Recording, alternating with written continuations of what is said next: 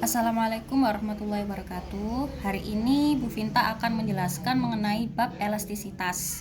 Nah, sebelum kita membahas tentang elastisitas, kita harus mengetahui bagaimana sih konsep dari elastisitas tersebut. Nah, pengertian dari elastisitas itu merupakan kemampuan suatu benda untuk kembali ke bentuk awalnya segera setelah gaya luar yang diberikan kepada benda itu dihilangkan ataupun dibebaskan. Nah, maksudnya seperti apa sih? Nah, kita ambil contoh dari benda elastis ya. Benda elastis yang ada di sekitar kita yang paling gampang itu adalah karet. Nah, ini adalah contoh dari benda elastisitas. Nah, benda elastisitas kalau dia diberi gaya luar itu maksudnya gaya yang kita berikan atau kita merenggangkan karet ini, dia akan memanjang, kemudian setelah gaya yang dihilangkan, dia akan kembali ke bentuk semula. Nah, lebih gampangnya kita gambarkan ya. Misal ini karet, kemudian ditarik oleh gaya luar atau tangan kita ke kanan maupun ke kiri, otomatis karet tersebut akan memanjang karena gaya luar yang kita berikan. Gaya luar itu dari kita ya saat kita merenggangkan karet. Nah, ini termasuk dalam gaya luar. Nah, contoh lainnya selain dari benda karet itu ada bir sepeda motor. Nah, ini kalau kita naiki sepeda motornya, dia akan memanjang maupun memendek. Nah, ini merupakan contoh dari benda-benda elastis. Nah, lawan dari benda elastis itu apa sih? Benda plastis, sebutannya adalah benda plastis. Nah, contohnya adalah mainan malam. Kalau sampean tahu, mainan malam biasanya digunakan oleh adik-adik kita atau anak-anak kecil untuk mainan. Nah, mainan plastis atau benda plastis itu adalah benda saat dia diberikan gaya luar, dia akan memanjang tapi tidak akan kembali ke bentuk semula. Nah, contoh lainnya dari mainan malam itu ada tanah liat. Nah, tanah liat itu saat kita berikan gaya luar, dia akan memanjang tapi dia tidak akan kembali ke bentuk semula. Nah, itu adalah perbedaan antara benda elastis dan benda plastis. Jadi dua-dua ini berbeda ya. Nah, kalau kita gambarkan melalui grafik tentang konsep elastisitas, di sini arah ke atas itu adalah gayanya. Kemudian akan bertambah panjang kalau benda elastis. Ini adalah delta X atau pertambahan panjang, atau bisa juga disebut juga delta L, pemanjangan. Di sini ada gaya luar. Semakin besar gaya yang kita berikan, akan semakin panjang benda tersebut. Nah, ini disebut dengan batas elastis. Nah, apa sih batas elastis? Batas elastis adalah semakin diberikan gaya atau gaya luar yang kita berikan akan semakin panjang, kemudian benda tersebut akan kembali seperti semula. Nah, itu pengertian dari batas elastis. Kalau gaya yang kita berikan dia semakin besar atau melebihi terlalu besar atau gaya terlalu besar, nah benda tersebut akan memasuki daerah plastis. Daerah plastis. Nah, daerah plastis itu adalah gaya yang terlalu besar akan memasuki daerah plastis dan tidak akan ke bentuk semula. Misalnya benda karet ini, kalau semakin kita tarik panjang dengan kekuatan yang penuh, itu akan semakin menuju ke daerah plastis. Nah, semakin besar gaya yang kita berikan atau semakin kuat, semakin panjang, itu dia akan memasuki titik patah.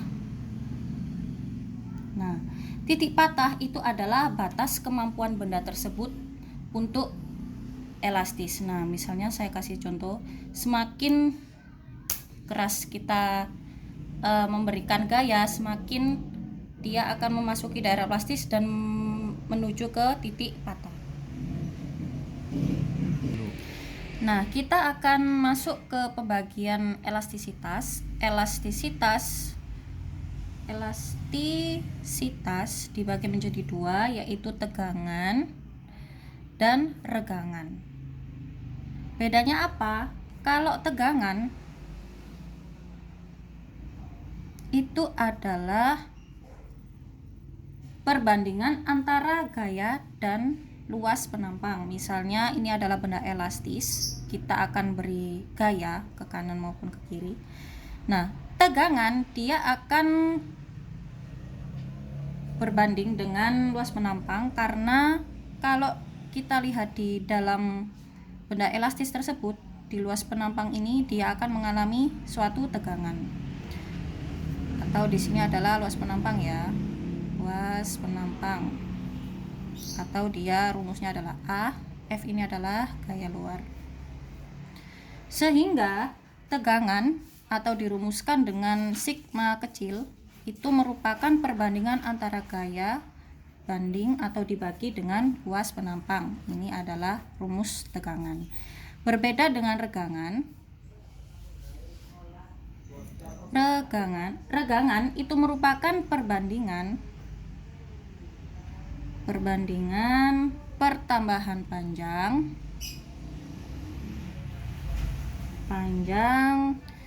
dengan panjang benda mula-mula.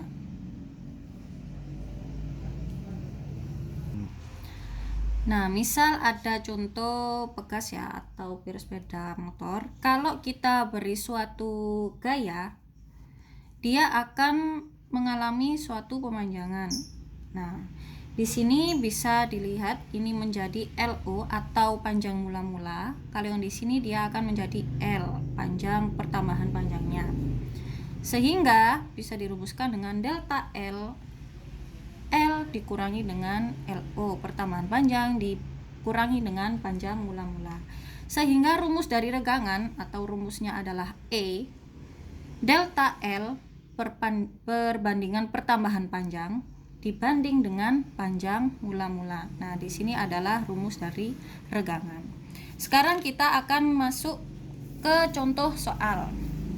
Misal di sini ada sebuah kawat logam dengan luas penampang 2 dikali 10 pangkat 6 meter kuadrat dan panjangnya 80 cm, digantungi beban 10 kg. Ternyata kawat bertambah panjang 0,5 mm. Tentukan yang pertama adalah tegangan dan kedua adalah regangan. Nah, sehingga diketahui A atau luas penampangnya di sini ada 2 kali 10 pangkat 6 meter kuadrat, massa 10 kg, LO ini adalah panjang mula-mulanya 80 cm, kita jadikan satuan internasional menjadi meter, jadinya 0,8 meter. Kemudian pertambahan panjangnya, ternyata kawat bertambah panjang 0,5 mm, 0,5 mm dijadikan meter menjadi 0,0005 meter. Nah, ditanya apa? Sigma kecil atau tegangan dan E merupakan regangan.